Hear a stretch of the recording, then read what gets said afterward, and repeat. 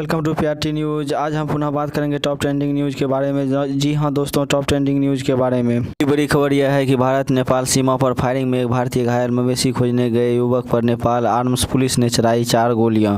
बिहार के किशनगंज जिले के टेरागाछ प्रखंड अंतर्गत भारत नेपाल सीमा के मौफी टोला के समीप पिलर संख्या 151-152 के बीच शनिवार रात 9 बजे नेपाल आर्म्स पुलिस फोर्स के जवानों द्वारा अपने मवेशी खोज रहे एक भारतीय युवक पर गोली दाग दी।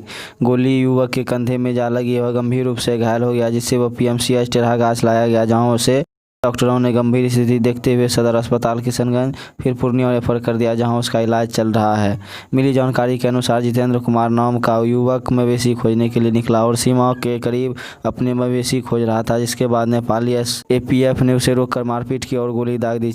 4 राउंड हुई फायरिंग में एक गोली जितेंद्र कुमार को लगी। गोलीबारी की घटना से सीमा क्षेत्र के करीब बसे लोगों में दहशत का माहौल है। घटना की सूचना मिलते ही एसएसबी 12 वाहिनी के कार्यवाहक कमांडेंट ललित कुमार मौफी टोला पहुंचे और पूरी जानकारी ली। साथ ही ग्रामीणों और एपीएफ के साथ कोऑर्डिनेशन बैठक की। हालांकि नेपाल आर्म्स पुलिस द्वारा की गई इस तरह बर्बरतापूर्ण कार्रवाई की घोर निंदा हो रही है। बताते चले कि लॉकडाउन के दरमियान ही दिघल बैंक प्रखंड के महामारी स्थित भारत नेपाल सीमा पर भी नेपाली एपीएफ ने 2 राउंड फायरिंग कर दी थी, जिसके बाद सीमा पर हालात तो असामान्य हो गए थे। तो यदि आप मुझे सपोर्ट करना चाहते हैं तो हमारे वीडियो को अंत तक देखिए और हमारे वीडियो में अच्छे कमेंट की, इससे हमें वीडियो बनाने में मोटिवेशन मिलेगा और आपको नई जानकारी आप तक पहुंचाते रहेंगे। अगली बड़ी खबर निकल के आ रही है। 10वीं की छात्रा से सामूहिक दुष्कर्म के बाद हत्या से उत्तर दिनाजपुर के चोपड़ा में फूटा आक्रोश, हिंसा भड़की।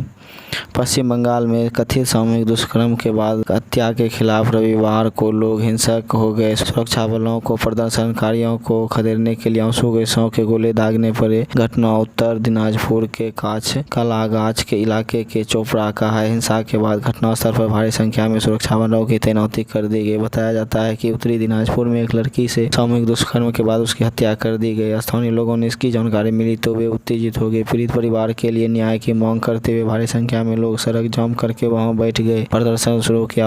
पुलिस उन्हें समझाने आई तो उससे झड़प हो गया। स्थानीय लोगों का कहना था कि जघन्य हत्याकांड के लिए आरोपियों को पुलिस जल्द से जल्द गिरफ्तार करे। प्रदर्शन के दौरान ही सुरक्षा बलों और स्थानीय लोगों के बीच झड़प हो गई। देखते ही देखते झड़प ने हिंसा का रूप ले लिया। लोगों ने पुलिस के वाहन को आग लगा दी, वहां सार्वजनिक परिवहन सेवा को भी नुकसान पहुंचाया। बड़ी न्यूज निकल के आ रही है। बिहार में वज्रपात से 10 लोगों की मौत पर सीएम नीतीश ने जताया शोक। 4 लाख मुआवजे का दिया निर्देश। बिहार के 7 जिलों में बिजली गिरने से रविवार को 10 लोगों की मौत होगी। मुख्यमंत्री नीतीश कुमार ने प्रदेश में वज्रपात से भी 10 लोगों की मौत पर शोक व्यक्त करते हुए मृतकों के आश्रितों को तत्काल 4 लाख रुपए की अनुग्रह राशि देने का निर्देश दिया है। बिहार में रविवार को वज्रपात की चपेट में आकर पूर्णिया जिले में 3, बेगूसराय में 2 तथा पटना, सहरसा, पूर्वी चंपारण, मधेपुरा एवं दरभंगा में एक व्यक्ति की मौत हो गई। बिहार के मुख्यमंत्री नीतीश कुमार ने कहा कि आपदा की इस घड़ी में प्रभावित परिवारों के साथ है। सीएम नीतीश ने लोगों से अपील की कि सभी खराब मौसम में पूरी सतर्कता बरतें। खराब मौसम होने पर वज्रपात से बचाव के लिए आपदा प्रबंधन विभाग द्वारा समय पर जारी किए गए सुझावों का अनुपालन करें। खराब मौसम में घरों में रहें और सुरक्षित रहें। एक सबसे बड़ी अच्छी खबर निकल के आ रही है। भारत में तैयार हो रहे कोरोना वायरस के बढ़ते संक्रमण के बीच अच्छी खबर है। कम से कम 7 भारतीय दवा कंपनियों कोरोना वायरस संक्रमण का टीका तैयार करने में जुड़ी है। वैश्विक स्तर पर इस जानलेवा महामारी के प्रसार को रोकने के लिए टीका बनाने का प्रयास किए जा रहे हैं। दुनिया में अब तक 1.4 करोड़ लोग इस वायरस से संक्रमित हो चुके हैं। अब तक यह महामारी वैश्विक स्तर पर 6 लाख से अधिक लोगों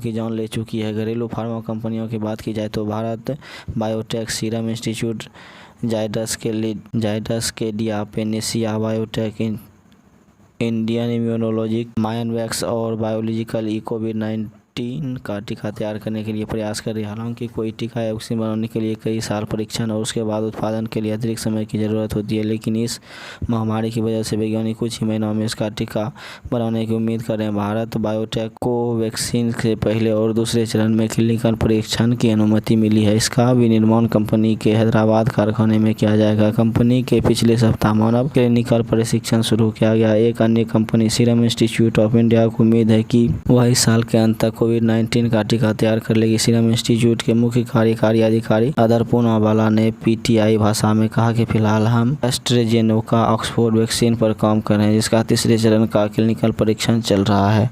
हम अगस्त 2020 तक भारत में मानव परीक्षण शुरू करेंगे। अभी तक क्लिनिकल परीक्षण को लेकर जो सूचना उपलब्ध है उसके आधार पर हमें उम्मीद है कि एस्ट्राजेनेका ऑक्सफोर्ड वैक्सीन इस साल के अंत तक उपलब्ध होगी। इसी बीच फार्मा क्षेत्र की एक अन्य कंपनी जायडस कैडिला ने कहा कि वह कोविड-19 के वैक्सीन जाइकोव-डी का क्लिनिकल परीक्षण 7 माह में पूरा करने की उम्मीद कर रही है। जायडस कैडिला के चेयरमैन पंकज और पटेल ने बयान में कहा कि अध्ययन के नतीजों के बाद यदि डाटा उत्साहवर्धक रहता है तो परीक्षण के दौरान टीका प्रभावी साबित होता है तो परीक्षण पूरा करने और टीका उतारने में मात्र 7 महीने लगेंगे। असम में बाढ़ से हाल बेहाल, पीएम मोदी ने दिया सीएम सोनोवाल को मदद का भरोसा। असम बाढ़ और बेजान तेल कुएं में लगी आग के मुद्दे पर प्रधानमंत्री नरेंद्र मोदी ने असम के मुख्यमंत्री सर्बानंद सोनोवाल से बातचीत की और मदद का भरोसा दिया। मुख्यमंत्री सर्बानंद सोनोवाल ट्वीट करके इसके बारे में जानकारी दी है। मुख्यमंत्री के ट्वीट को प्रधानमंत्री ने रीट्वीट किया है। सर्बानंद सोनोवाल ने कहा कि प्रधानमंत्री ने असम में बाढ़ को लेकर मची तबाही के बारे में जानकारी ली और वर्तमान में हालात के बारे में पूछा। साथ ही बागजान तेल कुएं में लगी आग का भी जायजा लिया। इस दौरान प्रधानमंत्री ने हर संभव मदद का भरोसा दिया। असम सरकार के आधिकारिक बुलेटिन में कहा गया कि इस साल राज्य में बाढ़ और भूस्खलन में जान गंवाने वाले लोगों की कुल संख्या बढ़कर 104 हो गई। असम राज्य आपदा प्रबंधन प्राधिकार ने बताया कि धुबरी, दरंग, बोंगई गाँव, गोपालगढ़ और कामरूप जिलों में एक व्यक्ति की मौत हुई। उसमें कहा गया कि बृहस्पतिवार को राज्य के 33 जिलों में 27 और 39.8 लाख से अधिक लोगों प्रभावित थे। बाढ़ के कारण 2700 गांव पूरी तरह बर्बाद हो चुके हैं।